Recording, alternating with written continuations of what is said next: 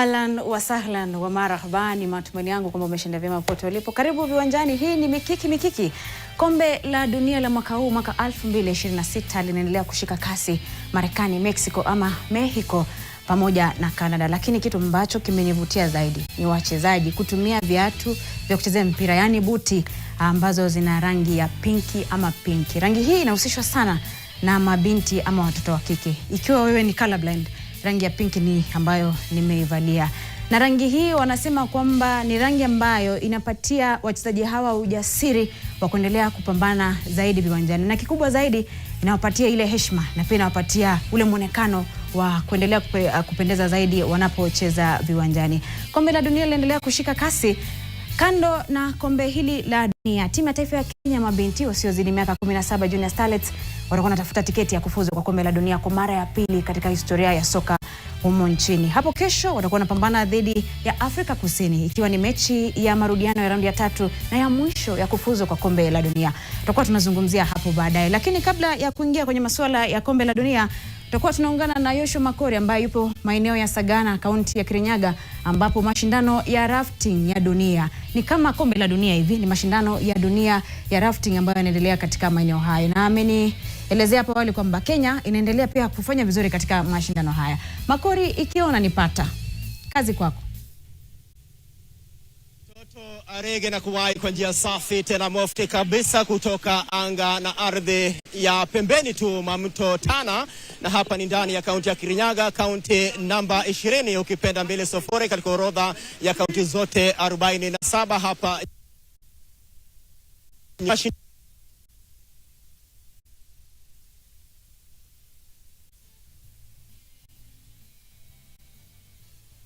Hapo kuna hitilafu. Wajua, anasema kwamba mitambo ambayo imetengenezwa na mikono ya mwanadamu lazima itakuwa na mushkil kidogo, na tutakuwa tunaungana naye muda usio kwa mrefu. Na nilivyokujuza hapo awali ni kwamba kombe la dunia linaendelea Marekani, na timu ya Ufaransa, mabingwa mwaka 2008, walijikatia tiketi ya kucheza kwenye nusu finali. Watakuwa wanapambana dhidi ya Uhispania.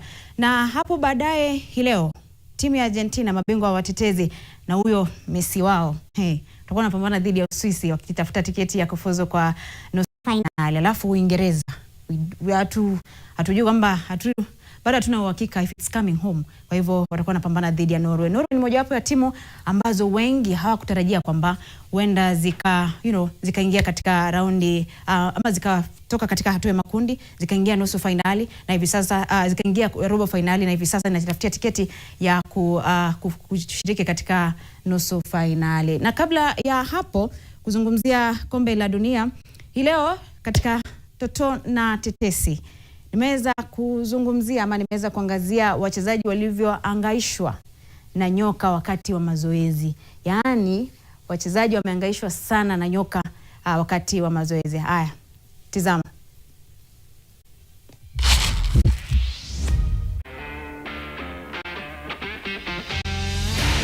Timu zilipofika Marekani kwa kambi za mazoezi katika kombe la dunia linaloendelea Marekani, Mexico na Canada, nyoka waligeuka kuwa wasiwasi mkubwa kuliko wapinzani. Naam, Toto na Tetesi imedhibitisha. Kwa mfano, nahodha wa Ujerumani Joshua Kimmich alifichua kuwa waliona nyoka kwenye kambi yao ya Winston-Salem, North Carolina. Kimmich alisema hivi, namnukuu, "Tuliona nyoka jana, tukaambiwa ana sumu mbaya sana. Akikuuma ni lazima uende hospitalini, na ukimkanyaga nyoka huyo huenda mambo yakaishia vibaya." Mwisho wa nukuu. Nyoka huyo ni Copperhead, aina ya nyoka wenye sumu wanaopatikana North Carolina. Mazoezi yalisitishwa kwa muda mpaka nyoka huyo alipoondolewa. Uswisi nao walichapisha ramani ya kambi yao kwenye San Diego Jewish Academy na kuweka alama kubwa ya Snake Area kwa rangi nyekundu kwenye vichaka karibu na uwanja. Eneo la San Diego, California lina angalau aina 4 za nyoka wa rattlesnake wenye sumu. Walionya wachezaji wasiingie kwenye vichaka kurejesha mipira.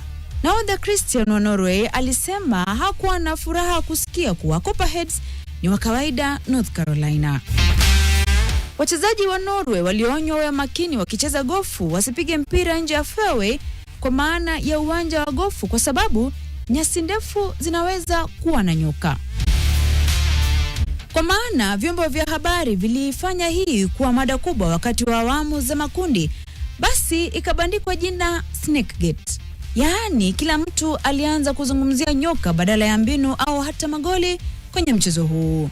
Kimmich anasema Ujerumani tunajali tu show uwanjani, majeraha na mpinzani wako. Hapa lazima ufikirie kinachoweza kuwa kinajificha kwenye nyasi.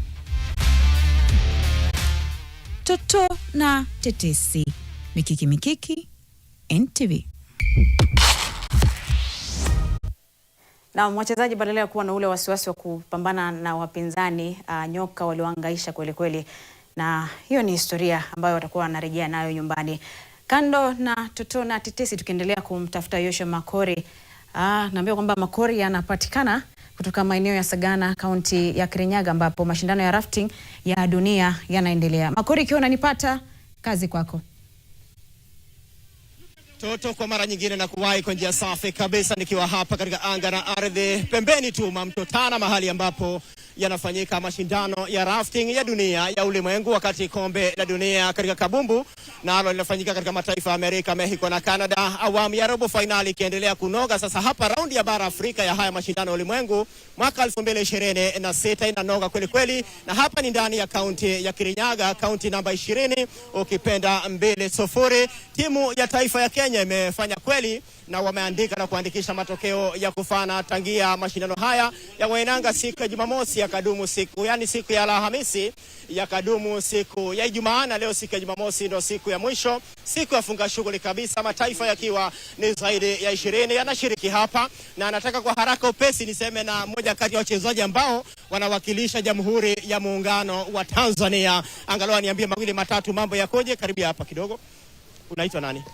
Kwa majina naitwa Catherine Shao, na wakilisha nchi yetu ya Tanzania katika World Cup Series ya Rafting 2026. Mashindano yamekuaje? Very tough. Yamekuwa magumu, lakini tumetumia teamwork na kila kitu kipo sawa. Yeah. Kutoka siku ya kwanza Alhamisi hadi leo siku ya Jumamosi, unaona umefanya vizuri ama timu yenu imefanya vizuri? Tutajaribu kufanya vizuri zaidi mwaka ujao, kwa sababu hatukuwa tumejiandaa vizuri, lakini tumeona kitu ambacho kinahitajika kufanyika na tutajiandaa mwaka ujao. Lakini kwa mwaka huu tunafunga vizuri, tuna uhakika huo. Na rafting ikoje pale Tanzania? Rafting so mchezo ambao umejulikana sana nchini kwetu, lakini harakati zinafanyika tufanye rafting iwe famous in our country. Yeah. Asante sana. Thank you. Niseme pia na kochi wa timu ya Uganda yuko hapa pia, amesema wamekuja kuwinda medali tangu siku ya kwanza, ya pili, ya tatu leo. Na mambo yakoje kule Uganda ukiangazia masuala ya rafting? Mwanzo, jina lako unaitwa nani? Jina langu ni Ismail Asimwe, coach wa timu Uganda. Tumefurahi kuwa hapa Kenya. So jana tulishinda medali ya dhahabu kwa mixed events RX Africa, so we are very happy about that. Mashindano yamekuaje hadi leo siku ya mwisho? Ni tough kabisa kwa sababu kuna teams nyingi kutoka Italy, kutoka Kenya, kutoka South Sudan, so lazima competition is very tough, lakini tunangangana tu. Lazima tuko na bahati ya kushinda medali mwingine. Hiyo ndio maombi yetu. So let me hope my players wataweka our plan. Mashindano ya rafting ama mchezo wa rafting wenyewe kule Uganda ukoje? So rafting Uganda is not yet fully formalized kwa sababu tumeanza tu game hii. So hii ndio nani yetu ya pili hapa Kenya. Tulikuwa hapa last year, hii ni ya pili, and we're trying to build a game nyumbani Uganda. Lakini rafting as a game, kumbuka Uganda tuko na rivers mingi. So on river night people who raft lakini for fun. But as a competition, who are professional, we are trying to build the game, and with the support of other partner states kama Kenya, kama Italy, lazima tutafika huko mbele tunakwenda.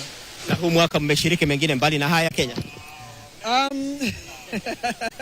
That's a tough question kwa sababu unaona Kenya is a bit more advanced than Uganda kwa sababu uko na hizi facilities kila kitu, lakini we have all to learn from you guys, so lazima with your support tutafanya vizuri kwetu. Kila la heri. Yes. Huyo ni kochi wa timu ya taifa ya Uganda. Sasa nataka niongee na katibu mkuu wa shirikisho la rafting hapa nyumbani, William Kinuthia, ambaye amefanya juhudi, amefanya bidii, amehakikisha kwamba haya mashindano yanaandaliwa na yanafanikishwa. Niseme naye moja kwa moja hapa ndani ya Mikeke. William, karibu sana. Asante sana Bwana Makori. Nina furaha sana kwa sababu hili shindano ni mara ya kwanza kufanyika katika bara la Afrika na inafanyika hapa kwetu Kenya. Manake ni mchezo ambao unajulikana na wazungu sana, kwa wazungu kule ng'ambo na pande za Amerika na pia bara Asia. Lakini kwa wakati huu kwa mara ya kwanza tunashukuru sana kwa sababu imewezekana wale waandalizi kuona kwamba waje Kenya hapa Afrika ndio michezo hii iendelee. So Bwana Makori, we are very very happy. Na jua hiyo kwamba Kenya wamepata nishani za shaba kwa wanawake na wanaume. So that was the first bronze medal juzi na jana kwa michezo hii. Kwa hivyo unaona tunashindana na mataifa ambao yamegobea kama Urusi, timu ya kule Italiano, Czech Republic, Japan. Hizo ni timu kubwa sana kuweza kushindana nazo, na katika Afrika tumepata medali kadhaa za dhahabu, which is very good.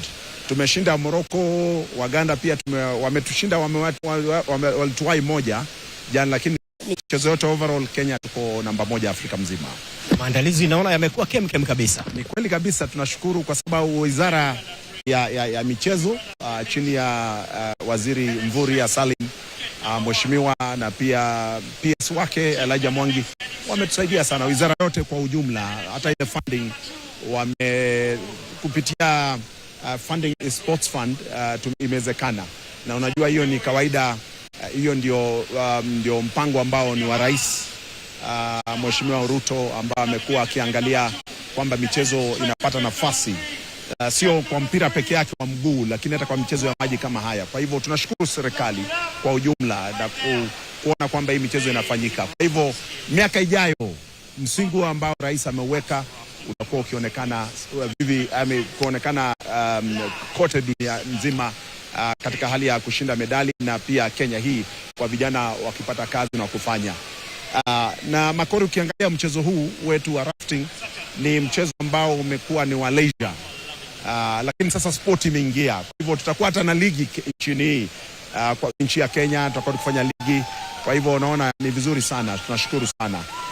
Naona mashabiki wamekuja kweli. Kweli mashabiki wametoka kila mahali, Nairobi, sehemu tofauti za nchi kuja kujionea, manake ni mara ya kwanza michezo kama hii kufanyika, na ni vizuri sana. So tunashukuru kama waandalizi, sisi kama Federation ya Kenya Rafting Federation tunasema ni asante, tunashukuru sana wananchi wote wa Kenya kwa ujumla kusupport timu yetu ya Kenya, kusupport michezo hii, na watu kama nyinyi kina Mikiki ambao umekuja hapa, hiyo ni vizuri sana. Na William, naona huko ndani ya pamba ya Croatia, timu yako iliondoka mapema. Croatia ni kweli, katika mambo ya kombe la dunia ni hivyo. Mchezo ni mchezo, ni bahati nasibu, unajaribu, iko hivyo, lakini t-shirt ninayo. Lakini hii ilikuwa ni ya timu ya Croatia, wamenipatia. Timu ya Croatia ya rafting walinipa. Manake katika mambo ya michezo mnabadilishana jezi. Kwa hivyo hii ni jezi yangu ya Kenya nimepatiana, wakanipatia yao. Sasa hivyo ndio naniona nikiwa na jezi hii. Na sio hivyo tu, mimi ni katika bodi ya dunia mzima. So niko katika ile body, executive board. Kwa hivyo nikivaya Tanzania, nivaya Czech Republic, katika michezo kama hii siwakilishi Kenya kama board member, though mimi ni katibu mkuu nyumbani. Jana nilikuwa na jezi za Kenya, leo niko ya Croatia kwa sababu ndio nimepewa yangu ya Kenya, nimepeana katika ule utu na hali ya michezo ambayo haina mipaka. Ndio Bwana Makori. Na William, ukiangalia kombe la dunia linafanyika Amerika, Mexico na Canada katika kabumbu, na sasa hapa kombe la dunia katika rafting linafanyika Kenya. Mnahisi vipi kupatiwa nafasi kama hii? Ni vizuri sana, manake tunashukuru sana because namba moja ni kwamba ni wakati wa msimu wa kombe la dunia katika mchezo wa kandanda ama mchezo wa mpira.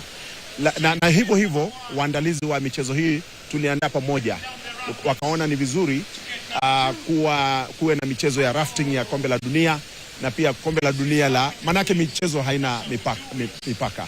Na sisi sote ni mashabiki na tunafurahia na ni vizuri. Manake kule kombe la dunia lafanyika usiku sana, watu wanalala, lakini mchana kombe la dunia lipo hapa, na ndio hiyo sasa unaweza ukatazama yote michezo yote ya kombe la dunia la rafting hapa Kenya, na pia kombe la dunia la mchezo wa mpira wa miguu.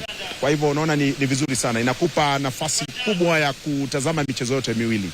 Kufanyika kwa mashindano haya ni faida kubwa kwa Jamhuri ya Kenya. Definitely taifa, manake mataifa mengi yamekuja hapa, wakilishi wa mataifa kama 35. Mataifa, watu wametoka Mexico, wengine wametoka kule Canada, pande ya Brazil, kuna watu wametoka Bulgaria, Serbia, Croatia, watu wametoka mpaka Japan, India, unaona, Zimbabwe, jamaa wametoka mpaka Zimbabwe, ambao Makori utawahoji jamaa kutoka Zimbabwe wako hapa, naona wanatoka ile Zambezi. Sasa unajua Victoria Falls ni mto ambao ni mzuri. Sasa katika hiyo mambo watu wametoka Uganda, Burundi, South Sudan, kule Congo DRC, na Sudan yenyewe. Sasa ni jambo nzuri sana na tunashukuru sana. Manake inaonekana na kama jana tulipozungumza na waziri katibu mkuu Elijah Mwangi, niliona kwamba rais wetu bwana Danilo Bahamez wa dunia mzima kutoka Italy aliona ni vizuri maybe michezo kama hii inafanyika kila mwaka, series hiyo. Kwa hivyo wakati kuna series za dunia inakuja hapa Kenya. Kwa hivyo nafasi nzuri hii Kenya, tumejionyesha, Kenya tumeiuza. Watu kesho wanatoka wanaenda Masai Mara. Wengine wanaenda Masai Mara, wengine wanaenda Nairobi National Park, wengine wanaelekea kule pande ya Mlima Kenya. Unaona, wengine wataelekea pande ya Coast. Unaona, hiyo yote ni uchumi. Kwa hivyo ni faida kubwa kwa utalii, utalii wetu na faida kubwa kwa michezo, na hasa kwa vijana pia kupata kazi. Naona mandhari ya hapa mto wenyewe Tana, Sagana kwenyewe kunaridhisha. Kabisa, ukiangalia ni natural resource nzuri hii. Manake hii ni ya nchi yetu ya Kenya. Ni kuonyesha umaridadi ambao upo katika jamhuri yetu ya Kenya. Kwa hivyo ni jambo ambalo ni zuri sana. Na kwa hivyo si hata wa Kenya ambao wale hawajatembea wanatembelea runinga zao na wanaona umaarufu na umaridadi wa nchi yetu. Kwa hivyo hapa ni Kenya. Kuna watu walikuwa wanauliza hapa ni Kenya kweli ama ni Ulaya? Ni Kenya hapa, bwana Makori. Naomba William Wendo niletea wachezaji wa Kenya, angalau niseme nao mawili matatu, manake itakuwa raha zaidi ni watendee haki wakiwa katika ardhi ya nyumbani. Tafadhali walete. Ndio hayo mandhari yanaridhisha kweli kweli, maji yanashuka kwenye ubora wake katika huu mto Tana, ikiwa ni shughuli kubwa, siku ya mwisho ya mashindano ya rafting ya dunia raundi ya bara Afrika ambayo inafanyika hapa Kenya kwa mara ya kwanza katika historia. Na ni kama tu yale mashindano mbio za magari ambayo pia raundi ya bara Afrika huwa Kenya imetumikiwa nafasi kubwa, huwa inayaandaa katika maeneo ya Naivasha ndani ya kaunti ya Nakuru, na kwa ndo raha zaidi na mashabiki wamefika kwa wingi. Angalia wengine hapa wakiwa na bendera zao, wakiwa wamekuja kuangalia kwa karibu sana mambo yanakwendaje kwenye ubora kabisa. Mwanzo ninabahatika tu hapo kupata Mkenya. Songa hapa hivi dadangu, ndio tuseme mawili matatu. Mwanzo unaitwa nani? Naitwa Sylvia Njoki Ngoge. Mashindano yamekuaje? Zimekuwa poa, interesting, na pia ni fun. We are having fun, yeah. Umeshinda kitu? Yeah. Kwa sprint team Kenya, team 2 tuliwin silver. Na pia jana bado tukaweza kuchukua bado silver ya RX. Yeah. Hizo medali mbili zinakupa motisha sana? Yeah, mtu anasikia vizuri. Yeah, unasikia tu as in uko proud, like hautataka ukubure. Iko kitu utapelekea mzazi, umwambie mom ama dad, I have brought this home. Yeah. Na matayarisho yalikuwaje kabla mashindano? Haikuwa rahisi, lakini our coach Jack, our team manager Mr. Geshohi, and our SG Mr. Geshohi and team manager, they supported us. Yeah, walikuwa hapo juu yetu. So haikuwa easy, ni ngumu, si rahisi. Yeah, ni ujitume na put God first. Yeah. Kila la heri. Wacha niseme na mmoja kutoka Morocco, angalau pia na yeye aambie mawili matatu yakoje. Tell me your name and how is the championship so far? السلام عليكم. معكم قداري مصطفى من اقليم ازيلال. دابا كنشكروا كينيا بزاف حيت جينا ليها طبيعه واستقبلونا مزيان مزيان مزيان مزيان. لا غيبير مزيان. Can talk in English? No. No English? Thank you. Thank you so much. Thank you very much. Asante sana, kila laheri kabisa. Huyo ni mchezaji kutoka taifa la Morocco. Hawezi kuongea Kizungu, kwa hiyo hawezi kumuelewa. Asante. Thank you so much. Nilikuwa na kuibia siri kwamba angalia mandhari jinsi yako hivi kwenye ubora kabisa. Sasa wamekuja kushabikia Kenya, wako kwenye bendera zao. Wanaamini kwamba kila kitu kiko kwenye ubora wake kabisa 100%. Nataka pia niseme na afisa mwingine hapa, mweka hazina mwenyewe Ibrahim. Hapa, songa hapa. Hapa. Ibrahim, mashindano yamekwaje? Mashindano yamekuwa ya kufana kabisa. Waona vijana vile wajikakamua. Mambo yote yako shwari kabisa hapa. Kenya ya perform vyema. Watu wote wako wamefurahi, organization imeenda vizuri. Pia kidogo mambo ya weather imetufavor sana. Si mvua, si joto. Ona. Kwa hivyo kuna mandhari ya kufana kabisa. Safi kabisa, nataka kushikia microphone. Na haya mataifa yamekuja hapa ni mengi zaidi, angalia kutoka Ulaya, kutoka Afrika. Inaonesha nini Kenya? Inaonesha huu mchezo utakuwa kabisa. Uelewa? Huu mchezo ni kwanza tu umeanzia hapa, lakini itatapakaa yote kwa teams, kwa countries zingine zote Afrika. Unaona? Kwa hapa tumeset standards kuoneshana vile mchezo waenda. Tumenunua haya maboti yenye tutadistribute kaunti zote 47, tuhakikishe imetapakaa kila mahali Kenya. Mahali popote pana mto itatapakaa.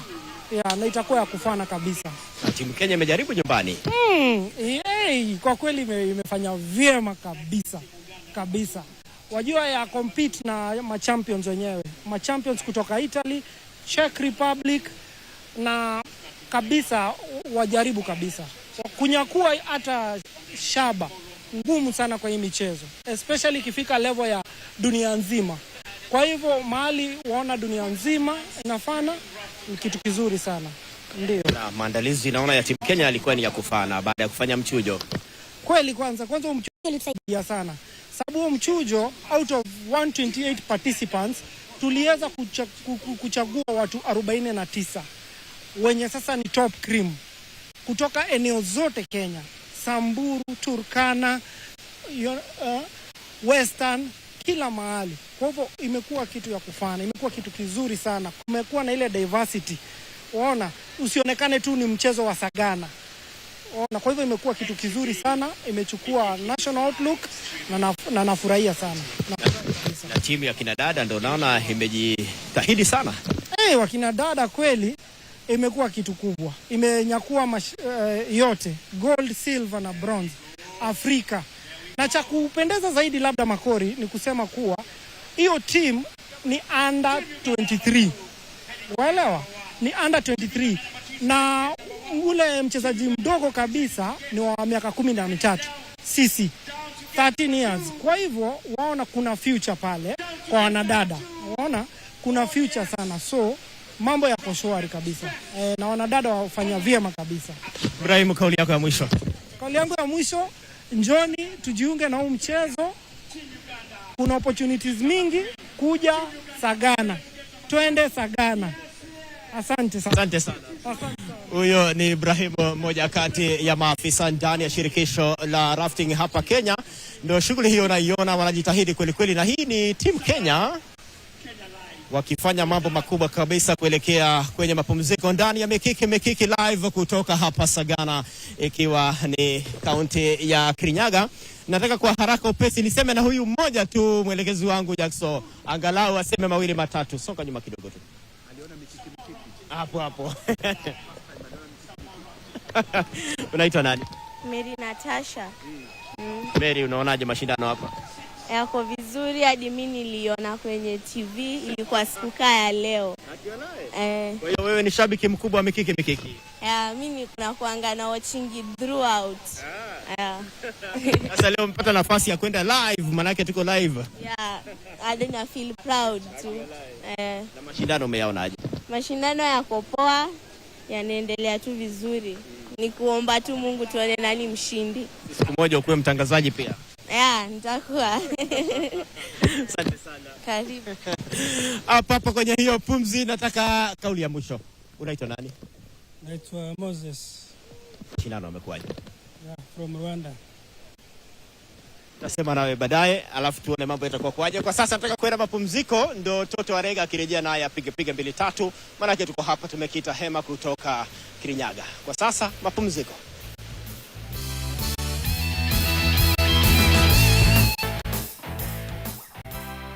Naam, karibu katika kipindi cha pili. Ikiwa ndo unajiunga nasi, hii ni Mikiki. Tumetoka maeneo ya Sagana, kaunti ya Kirinyaga, ambapo mashindano ya dunia yanaendelea ya rafting, na hapo awali tuliarifiwa kwamba zaidi ya mataifa 35 yameweza kuja nchini kushiriki katika mashindano hayo. Na mashindano haya yanasaidia kukuza uchumi wa taifa na pia kuendeleza utalii. Na hapa studioni ameingia mgeni ambaye wengi tunamfahamu, ni rais wa muungano wa mashabiki hapa nchini, Shemo Koto, ambaye Makori hapo awali aliniibia siri kwamba alisafiri na kikosi cha timu ya taifa ya Kenya wachezaji wasiozidi miaka 17 Junior Starlets kuelekea maeneo ya Pretoria, Afrika Kusini. Karibu sana. Asante sana. Safari ilikuwaje? Safari ilikuwa salama. Tuliweza kufika pale inaitwa uga la Lucas Moripe kule Pretoria.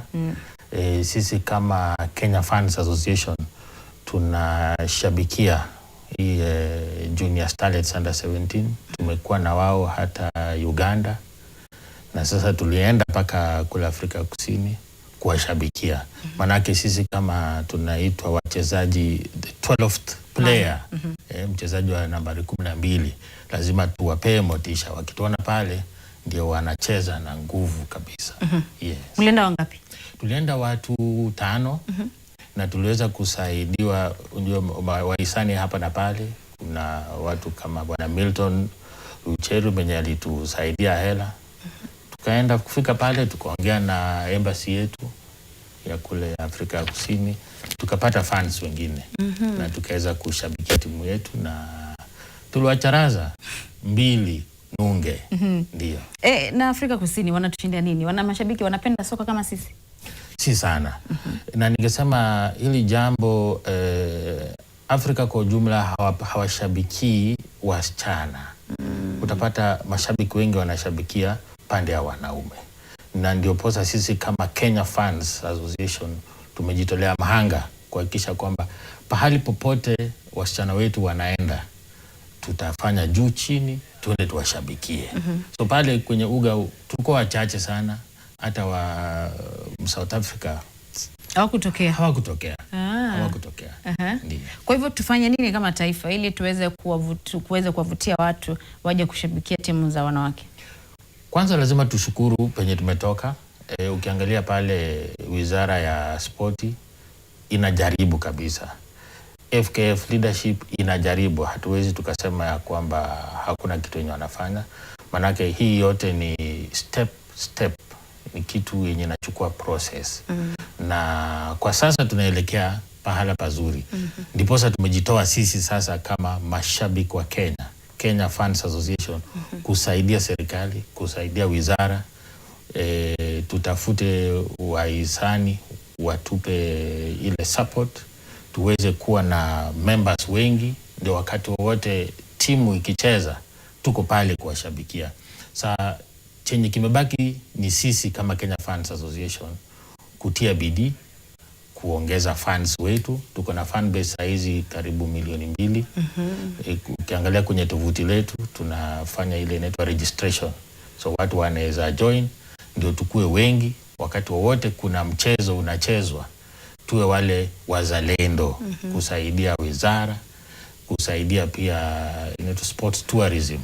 Tuwe na wale kama ambassadors pia kuonyesha tabia mzuri tukisafiri huko nje ndio tuweze kujaza stadium. Yes. Lakini uwezi niambia kwamba Wakenya hawapendi soka, na tuliona haya wakati wa michuano ya CHAN ambayo iliandaliwa kwa pamoja na Kenya, Uganda na Tanzania. Mashabiki walitokea kwa wingi kushabikia timu hata za majirani. Si kwamba ni Kenya peke yake. Wakati wa CHAN tuliona mashabiki walikuja wengi sana. Ni wito. Tukianza mapema wanajua. Ushaona hata kama mchezo yenye tuko nayo kesho, hii return leg. Tunashukuru na president ya pia aliweza kuongea na nchi na FKF pale wakasema hawatalipisha. So entry ni free. VIP ndio 500. So tukiweza kuzidi kuongelesha Wakenya wajue kwamba kuna mchezo fulani utacheza siku fulani, na sisi kama Kenya Fans Association tuipigie debe, uga utajaa.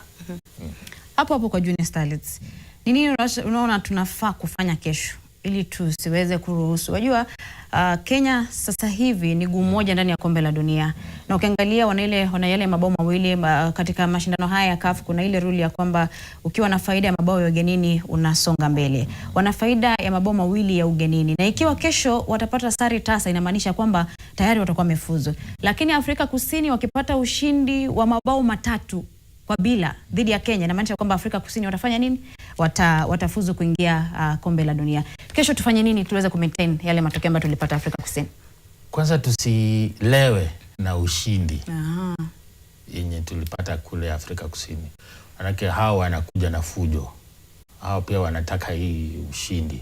So kwanza tusilewe na mafans watoke kwa wingi ili tuweze kuwashangilia hawa wasichana. Hawa wasichana tu wako sawa, wakijua tunawasupport watafanya kwa bidii. Ndio. Na hapo kesho ni katika uwanja wa kitaifa wa Nyayo hapa jijini Nairobi, na mashabiki wanahimizwa sana watokee kwa wingi kuweza kuishabikia Junior Starlets na kutafuta tiketi ya kufuzu kwa kombe la dunia kwa mara ya pili katika historia ya Kenya. Amezungumza Tabitha Wambui ambaye ni kiungo wa timu hiyo ya Junior Starlets, na pia Faith Boke, mmoja wapo wa wachezaji ambao walishiriki katika kombe la dunia mwaka 2024 katika Jamhuri ya Dominica, na alifunga bao dhidi ya Afrika Kusini na ni mchezaji muhimu katika kikosi hicho cha kocha Mildred Tete kuelekea mechi ya kesho katika uwanja wa kitaifa wa Nyayo hapa jijini Nairobi. Walizungumza, tuwasikize wanasemaje. According to how we are preparing for the second leg, our aim is to go to that game with seriousness, no underration, despite we won away. Na kuna rahisi. So we are going there with a serious fighting spirit, and I'm sure we are going to get there as winners. Hiyo kufunga bao ili ni motivate, so kama game next na nataka nijaribu nifunge at least bao 2, juu nimekuwa nikifunganga moja, so nikifunga 2 hiyo itakuwa achievement kwangu. Qualify kwa World Cup first ita change life yangu, kama huko inatoka huko home si kuzuri, wengi wananitegemea mimi. Ona talanta inalipa, na ni kitu ambacho katika dunia ya sasa wazazi wengi wanajua kwamba talanta inalipa. Amezungumza Faith Boke, amesema kwamba nyumbani wanamtegemea, na ukimwangalia mchezaji ni mchezaji ambaye hajafikisha miaka 18, ni mchezaji ambaye bado yuko katika shule ya upili, na maanisha ukifuzu kombe la dunia watapata mihela. Na umejua hii ndio muhimu, maanake sisi tukikuwa zamani kucheza mpira haikuwa inaonekana kama ni kitu yenye inazileta riziki. Lakini kwa sasa tumegundua kwamba talanta yaweza kulisha, yaweza kuvisha, yaweza kutoa kwa kimambo block, utoke block na uweze kusaidika kimaisha. Na pia ni muhimu sana kusema kuna wale junior wengine wanakuja nyuma, wenye wanataka kuangalia hao wengine wanaenda vipi. So hawa wakimanage wapite, tushinde kesho, huo ushindi utasaidia hadi wale wenye wanakuja, wale wa under 15 na kadhalika. Kila mtu anawategemea kusema. Kwa hivyo Junior Starlets tunatakia kila la heri hapo kesho mnapopeperusha bendera ya taifa na mtawakilisha Afrika katika kombe la dunia ambalo litaandaliwa nchini Morocco. Morocco ilipata zile rights za kuandaa kombe la dunia kwa miaka 5 mtawalia. Walianza mwaka jana mwaka 2024 hadi mwaka 2029. Kwa hivyo Morocco, kando na kufukuzia kuwa wenyeji wa kombe la dunia la mwaka 2030 pamoja na Uhispania na Ureno, watakuwa pia wanaandaa kombe hili la dunia la wachezaji wasiozidi miaka 17 pamoja pia na kombe la wavulana pia katika kitengo hiki, na pia kombe la dunia la wachezaji wasiozidi miaka 20. Achia mbali kombe la dunia, timu ya taifa ya wachezaji wasiozidi miaka 17 Junior Starlets, kombe la dunia la mwaka huu linaendelea nchini Marekani, Mexico na Canada. Na ukiangalia katika kombe hili la dunia, mimi sijafurahishwa sana, hata Jackson anajua kwamba mimi sijafurahia kwa sababu GOAT alitoka bana. Nakwambia yani watu wamenichekelea vibaya sana. Lakini kabla tuzungumzie mechi za leo, mapema kwa usiku ama asubuhi kwa mkia kesho, timu ya Ufaransa, mabingwa mwaka 2018 wakiongozwa na nahodha Kylian Mbappe, walipata ushindi wa mabao 2-0 dhidi ya Morocco. CAF inasema kwamba Morocco ndo mabingwa wa Afrika. Lakini Morocco ilikuwa taifa la mwisho la Afrika kubanduliwa nje ya mashindano haya. Alifunga Kylian Mbappe hata baada ya kupoteza penalti, baadaye yule Ballon d'Or winner Ousmane Dembele akafunga bao la pili. Unazungumzaje kwanza mechi ya Ufaransa Morocco? Morocco unajua sasa hatuna wawakilishi katika Afrika, haina wawakilishi katika kombe la dunia. Sisi tuko na Mfaransa. Ukiangalia timu ya Mfaransa, Ufaransa pia ni Waafrika wenzetu. Na unaona hata Morocco yule alikuwa amesema yeye si Mwafrika. Alisema sima. Sasa hawa wametukubali. Sasa sisi tuko kwa Mfaransa. Haya, alafu jana usiku Uhispania wakafanya ile kitu dhidi ya Ubelgiji, wakapata ushindi wa mabao 2-1 dhidi ya Ubelgiji, na watapambana katika nusu finali dhidi ya Ufaransa. Ulitazama hiyo mechi? Nilitazama. Ilikuwa moto kabisa. Ulikuwa unashabiki nani? Ubelgiji. Oh, okay. Haya. Hao ni hizo ni timu ambazo zilicheza katika mechi ya robo finali, na katika nusu finali siku ya Jumanne wiki ijayo, Ufaransa watapambana dhidi ya Uhispania katika nusu finali ya kwanza. Katika nusu finali nyingine leo, Argentina na GOAT wao watakuwa wanamenyana dhidi ya Uswisi, na hii game unajua mimi nishaona matokeo tayari. Argentina Uswisi, hapo sasa ndio tunaita mikiki ya ukweli. Hapo ndipo sasa GOAT pale Argentina tuko naye. Kwanza unashabikia timu gani World Cup? World Cup mimi niko kwa Ufaransa. Lakini kwa Argentina unafanya nini? Ninatamania tu yule GOAT pale. Hala. Haya. Alafu Uingereza wanasema kwamba it's coming home. Hatuna uhakika kama it's coming home. Tutakuwa napambana dhidi ya Norway. Norway ni mojawapo ya mataifa ambayo yameshangaza wengi. Hakuna mtu ambaye alijua kwamba Norway itafika katika hatua hii. Na ukumbuka kwamba wanamtegemea sana Erling Haaland, mshambuliaji wa timu ya Manchester City, ambaye anafanya kweli, anafukuzia kiatu cha dhahabu. Uingereza Norway ni mechi nyingine ya kukata na shoka. Norway sio mchezo. Kwa sababu huyo Haaland akona height. Ule ni jitu bwana. Sasa anaweza penya na akaingia paka bao ndani. Na bao zake nyingi wanafunga na kichwa. Kwa sababu akona hiyo advantage ya ni mrefu sana. Sasa hapo pia kuna shida. Kwa hivyo mshindi kati ya Argentina na Uswisi na mshindi kati ya Uingereza na Norway atakuwa pia anajikatia tiketi ya kuingia kwenye nusu finali. Alafu wajua ifikapo wiki ijayo, siku ya Jumapili kama kesho, kombe la dunia litakuwa linakamilika. Kwa hivyo hatujui ni nani ambaye atacheza katika finali. Naambiwa kwamba Argentina Uhispania. Au Jackson utaumia. Hapa utaumia. Argentina waendi kokote. Kwanza watakamatiwa chini na Uswizi. Alafu wakose kuingia kwenye nusu finali. Achia mbali kombe la dunia, na katika makala ya wakongwe wa soka hii leo, Paul Nabiso ambaye ni mhariri hapa NTV aliketi chini na kumchambua Diego Maradona aliaga dunia, na kukumbuka kwamba alicheza kombe la dunia mara 4 kuongoza Argentina katika kuchukua kombe la dunia. Tazama. Pachimia darati. Maradona alikuwa mchezaji mzuri sana, lakini kitu ambacho kilikuwa kinamharibia sifa zake ni utumizi wa hizo dawa ambazo Paul Nabiswa ametaja. Na katika mikiki tuko na new signing. New signing Frida Okachi, new signing wakati huu wa transfer window msimu wa mwaka 2026-27. Na hilo anatuletea makala ya kocha bora. Amemwangazia kocha wa zamani wa timu ya Liverpool ya ligi kuu ya Uingereza Jurgen Klopp. Tazama. Kutoka kwa wimbo maarufu wa You Will Never Walk Alone katika uwanja wa Anfield hadi sasa kupewa jukumu la kuiongoza moja ya mataifa makubwa zaidi ya soka duniani. Jurgen Klopp amerejea. Kocha huyu mwenye miaka 59 amekubali kuwa kocha mkuu mpya wa timu ya taifa ya Ujerumani, akichukua nafasi ya Julian baada ya Ujerumani kutolewa mapema katika kombe la dunia. Baba yake ambaye aliwahi kuwa mlinda mlango ndiye aliyemfundisha mapenzi ya mchezo huu. Mwaka wa 1990 alijiunga na klabu ya Mainz 05 kama mchezaji. Alianza kama mshambuliaji kabla ya kubadilishwa na kuwa beki, na kwa zaidi ya miaka 10 alitumikia klabu hiyo kwa moyo mkubwa, japo lililomfanya kuwa kipenzi cha mashabiki. Mwaka wa 2001 alipostaafu, Mainz ilimpa jukumu la kuwa kocha mkuu wa timu hiyo.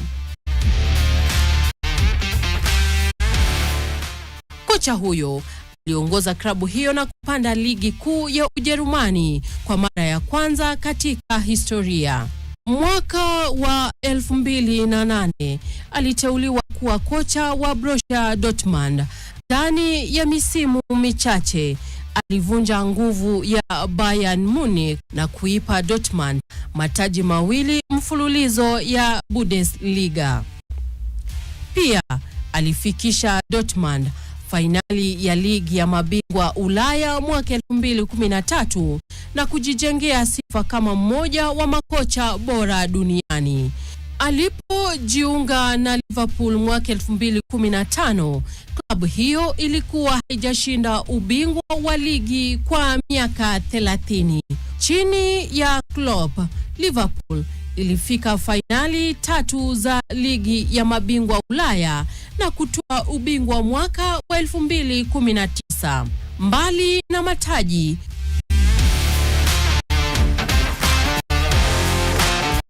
kocha huyo alipendwa kwa jinsi alivyokuwa karibu na wachezaji pamoja na mashabiki.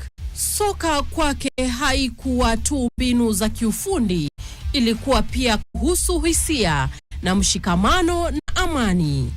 Mnamo Januari mwaka 2024 alishtua ulimwengu wa soka kwa kutangaza kuwa ameondoka Liverpool, akisema alikuwa ameishiwa nguvu baada ya karibu miaka 9 ya mafanikio makubwa. Wengi walidhani huo ulikuwa mwisho wa maisha yake ya ukocha, lakini sasa baada ya mapumziko anarudi kukabiliana na changamoto kubwa zaidi ya kazi yake, kuirejesha Ujerumani katika hadhi yake ya zamani.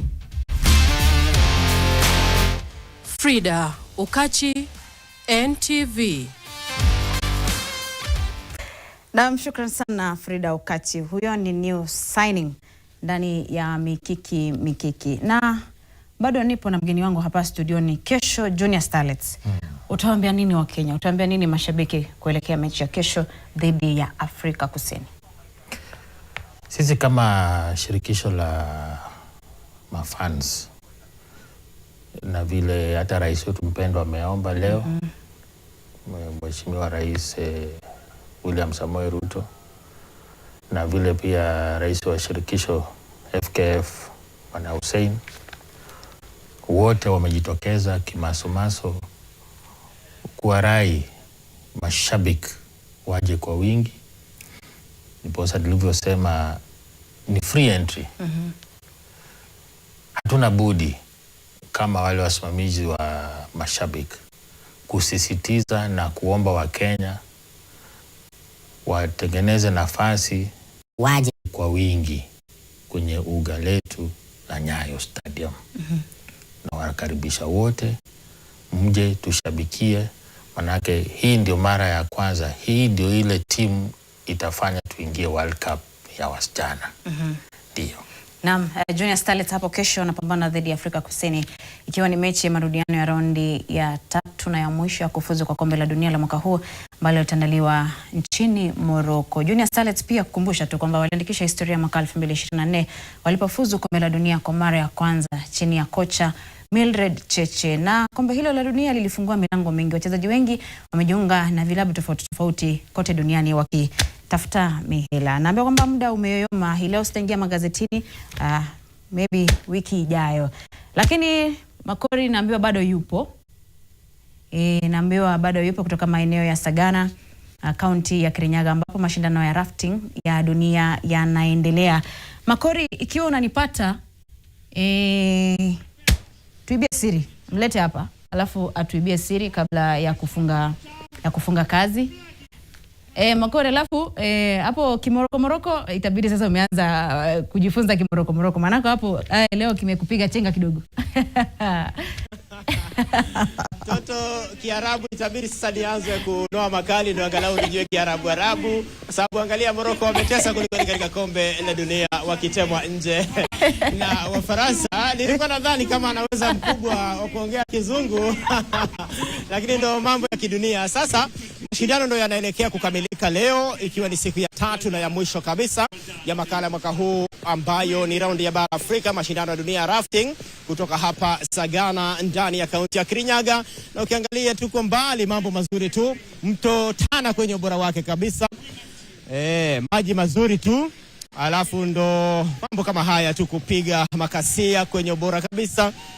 Wanapambana na mawimbi hapa na pale kuona kama kila kitu kinakwenda sambamba kulingana na jinsi walitarajia kila kitu kiwe hivyo. Yanashuka kutoka kule juu mlimani ndo hayo maji, mambo natural kabisa hapa. Anapiga picha kujituma zaidi Morin, kwenye ubora wake 100%. Amefanikisha mikiki live kutoka hapa kaunti namba 20 nyumbani mwa Anne Waiguru. Sasa Toto, ukiwa umepiga mambo yako hapo, mimi nataka kesho tupate ushindi muhimu pale katika uwanja wa taifa wa Nyayo, alafu ndo tiketi ya kuelekea Morocco kushiriki kombe la dunia kwa mara ya pili mfululizo katika historia. Itakuwa raha zaidi baada ya kutiagu katika Jamhuri ya Dominica. Ndo timu ambayo iko chini ya uangalizi mkubwa wa Mildred Cheche. Moja kati ya walimu ambao wamefanya kweli, wameingia kwenye mabuku na kwenye kumbukumbu ya kuwa makochi ambao waliwahi kutesa kupeleka timu ya Kenya ya kwanza kushiriki katika kombe la dunia. Sasa nikiwa Yosha Makori nimeipiga nikaipepeta ikawa ndio ina waka na kuibia siri kwamba katika maisha wakati unakuwa na majukumu mengi unakomaa. Yaani mtu ukomaa anapokuwa na majukumu mengi, na si anakomaa kwa kuwa na miaka mingi. Ndio mambo ya kidunia. Na mega pasi ndefu kutoka kaunti namba 20 hadi ndani ya kaunti namba 47 Nairobi. Toto Arege. Naam, shukran sana Makori, umefanya kazi nzuri na tunatamatisha kipindi. Na nikiondoka studioni bila kumshukuru mgeni wetu kwa kuja, nitakuwa sijatenda haki. Na pia nisipowashukuru wote walioweza kufanikisha kipindi hiki, nitakuwa mchoyo wa haki. Na shukran sana pia kwa kuweza kujiunga nasi tangu mwanzo hadi tumefika tamati. Jina langu ni Toto Arege. Mchana mwema, lakini nakuacha na bao la siku la Ousmane Dembele wa timu ya taifa ya Ufaransa alipofunga bao dhidi ya Morocco katika mechi ya robo finali. Tazama.